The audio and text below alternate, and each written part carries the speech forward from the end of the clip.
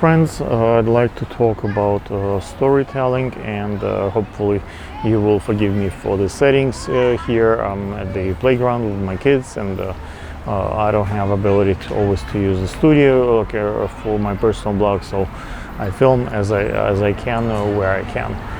Hopefully you like the sound, even though on the playground there are quite a few noises. Hopefully it's sufficient.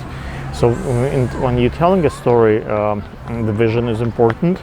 Usually stories have narrative, and it's important to have a meaning to the story. So why is the story important? Usually also stories have two important parts: accomplishment and arrive somewhere. So it's, you want to achieve something and get somewhere. It's important to know when you do a story about what the story is about. Many stories have protagonist, the main character, and who might have some particular goal. And usually a story has a takeaway or resolution. Also stories have perspective, or like view or perspective, and some of the stories have instructions. So that's secondary person. So there is a first person when I tell you a story. There is two people when you basically do instructional videos, how to cook, how to make a fire, how to fish. So it's when you talk to or for the other person. And there are impartial kind of stories when the news anchor or proper news, they don't take sides, they just tell a story impartially, whether it's Republicans or Democrats. They don't take the particular side, they just tell the news as it is, which is quite rare. Usually a news actually do have the take a side. In a story, like I said, settings is important. So settings, right now I'm at the playground. I don't have an option of picking up settings other than I could choose this direction or the other direction. So that's the direction I chose at the moment to sit, so I can see my son playing on the playground while I'm filming this for you. And the tone of the story is important. I'm trying to speak kind of quietly and not to draw too much attention to myself or from the other parents at the playground.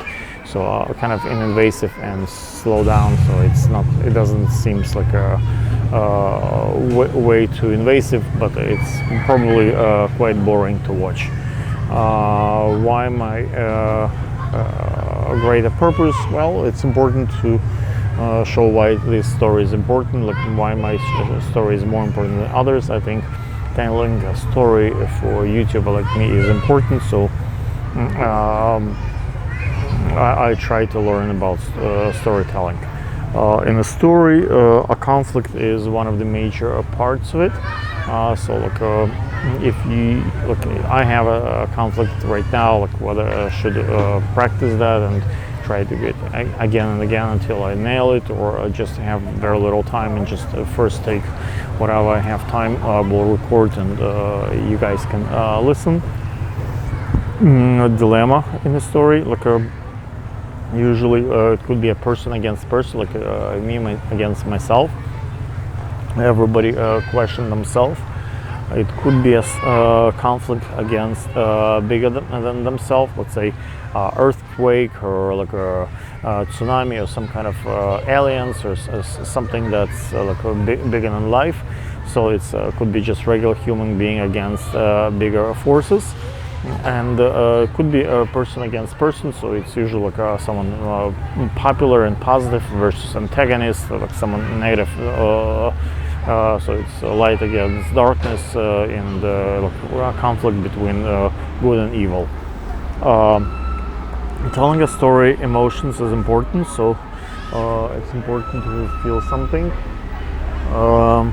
And I feel sometimes anger and disgust and fear and happiness and sadness and surprise. I think Shakespeare found the major emotions, and we can go back to Shakespeare all the time to have them in clear cut vision.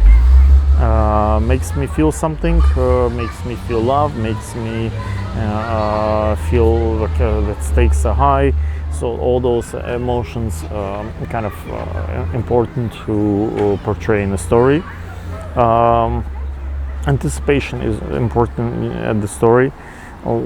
Sometimes to build anticipation we withhold information, and sometimes we interrupt the story to tell a story. So like that's could be an option there. So we show two compelling arguments and things we're showing at once simultaneously. Some of the movies do that. Nostalgia is important part of telling a story. To tell nostalgia story, usually we show small details. We focus on sensation. We kind of slow down the pace of the story, so it's kind of step by step, like a slow motion. I apologize for the noises behind me. I'm at the playground, so sometimes the trucks pass by, so I don't have ability right now to shut the kids down or let the trucks not move around. So hopefully it's not really bothers you.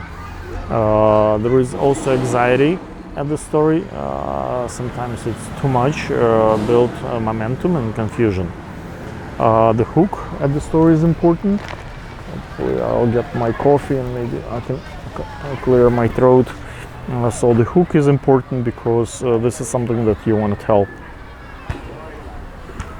on the story and in the beginning, so the audience stays and watch the story to the end. So it could be mysterious quote, it could be inspirational quote, like right now I'm lighting myself from underneath and making more like a villain look, which is often the looks that I get in the movies when they ask me to play the villain. I try to play more positive characters, but that's usually like a Russian mafia and the Italian mafia and the terrorism. That's the roles that I often get, but hopefully I will develop more of my positive characters and get to play lawyers and doctors and look at more appealing characters who save lives and who actually makes a difference. Usually it's important to have inspirational story and the inspirational quote, so something that really set the tone of the conversation. Questions, you can ask the audience a question, so that also kind of gets you into the mood of a story and want to listen and watch the story more, grab viewers' attention. Plot of the story is important, characters important, and settings, like where the things take place, and tone and mode of the story. Like I said, if I look right now, I'm speaking kind of slow and kind of boring, and that's the style I choose for this. It's natural to me, so I'm boring. So this is my boring way of speaking. Thoughtful. That's maybe the better word. Theme. Why this story is important. Story structure is important, and content, like a midpoint of the story, makes a difference. Climax is the major part of the story, and the setup, how the story starts. It could be a confrontation and resolution, right? And sometimes stories have dynamic character. To give you an example would be, let's say, a classic example of The Jar, film by Steven Spielberg, where you have the main character, the police officer, you have antagonist, the mayor who wants to, in spite of people being killed by shark,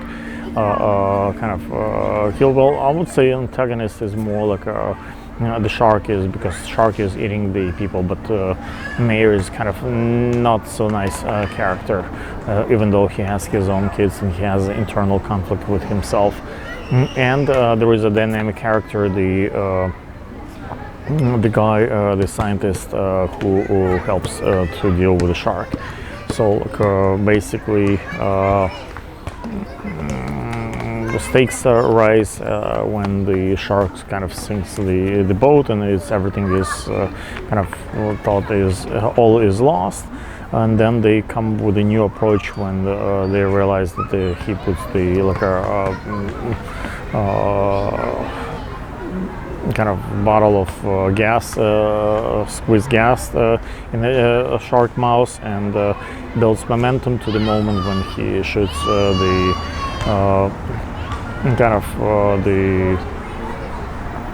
that gas into her mouth, and the shark explodes.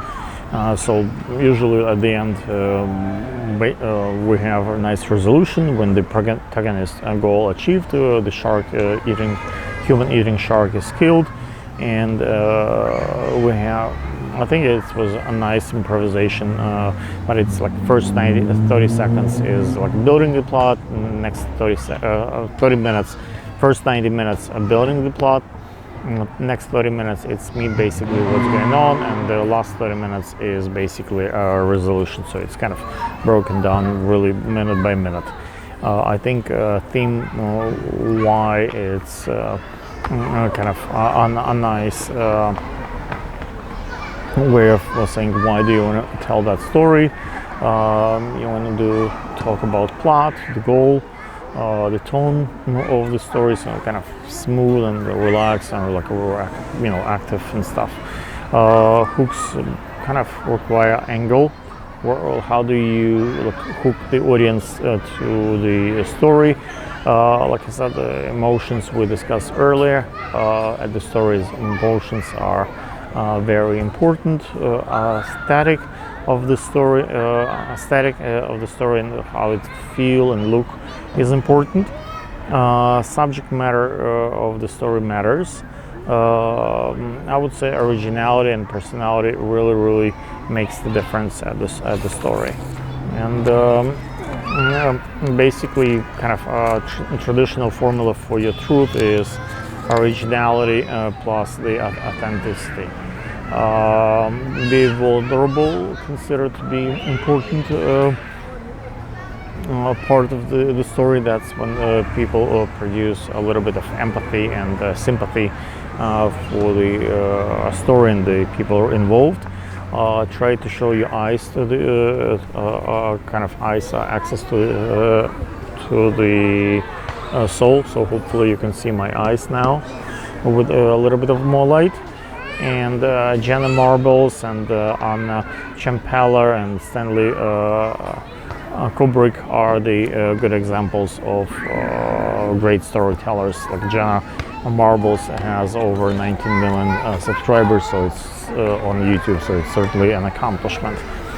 If you guys have questions and like me to record it maybe better and pay more attention to details and tell it in with a better settings, so better mic or better information, or film it together with you, maybe we can do that. Thank you so much for your attention, and subscribe to my channel.